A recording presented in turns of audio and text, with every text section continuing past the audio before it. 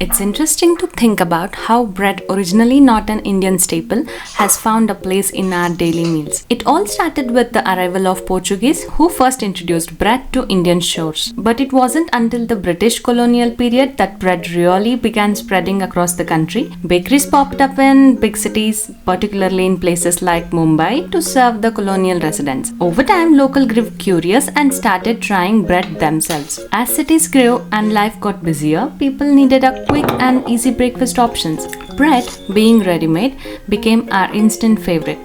It fits right into our fast-paced lifestyle and was perfect for busy mornings, and that's how bread, though it wasn't originally ours, became such a beloved part of our daily meals. Today, it's incredible to see how much bread has adapted to our taste and preference with healthier versions.